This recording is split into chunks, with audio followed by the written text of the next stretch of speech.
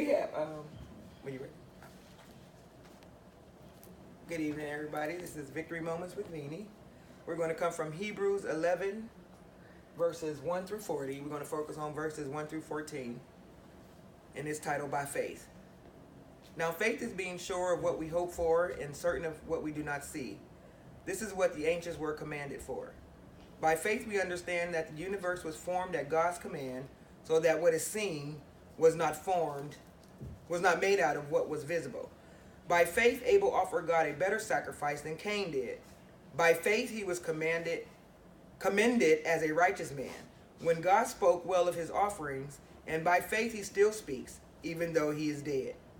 By faith, Enoch was taken from this life so that he did not experience death. He could not be found, because God had taken him away. For before he was taken, he was commended as one who pleased God. And without faith, it is impossible to please God. Because anyone who comes to him must believe that he exists, and that he rewards those who earnestly seek him. By faith, Noah, when warned about things not yet seen, in holy fear, built an ark to save his family. By his faith, he condemned the world and became heir of the righteousness that comes by faith. By faith, Abraham, when called to go to a place he would later receive as his inheritance, obeyed and went, even though he did not know where he was going. By faith, he made his home in the promised land like a stranger in a foreign country. He lived in tents, as did Isaac and Jacob, who were heirs with him of the same promise. For he was looking forward to the city with foundations, whose architect and builder is God. By faith, Abraham, even though he was past age and Sarah herself was barren, was enabled to become a father because he considered him faithful who had made the promise.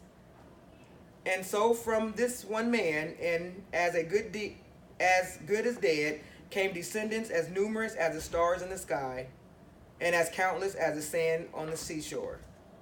All these people were still living by faith when they died. They did not receive the things promised. They only saw them and welcomed them from a distance. And they admitted that they were aliens and strangers on earth. We're going to talk from the subject, by faith. And I have 3 questions here that I'll answer, and then we can go later and you can answer them on your own. But the first question, if you're going to write, is called, why do we need faith? The second question is, what is faith, in our own words? And the third one is, can we truly walk this walk without it? So the answer that I came up with is, what is faith? And I put, faith for me is believing that with Jesus abiding in me, I can do all things with his strength. Faith comes from being in tough situations and praying that God will see me through it all, no matter what. Faith is knowing I don't have much at this particular time, but with prayer and doing my part, God will answer. Why do we need faith? I believe we need faith to overcome obstacles in our walk with Christ. Yes, it will be hard because what I see and what God said does not add up. With faith, I believe everything I pray over, touch, and speak into will come to pass. And last, can we truly walk this walk without it? Walking without faith will be tough. The reason is because we see non-believers and they seem to have it all. Before faith, it seemed I had it all too. Money, cars, bills was paid, etc. But I had no peace, and without faith, I was just existing and not living. So once deliverance set in, and only then was I able to walk truly with God, and by faith, my life took a turn for the better. Know that I still struggle like most single moms who have to work 2 jobs to make it, or go to school for a better life for herself. But with faith, it's bearable.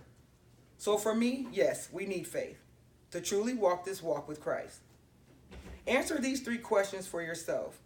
Read Hebrews and see the many people who struggled with faith, made it through, and then you will start to see God's hands over your life completely. Thanks for listening. And remember, trouble only lasts a minute.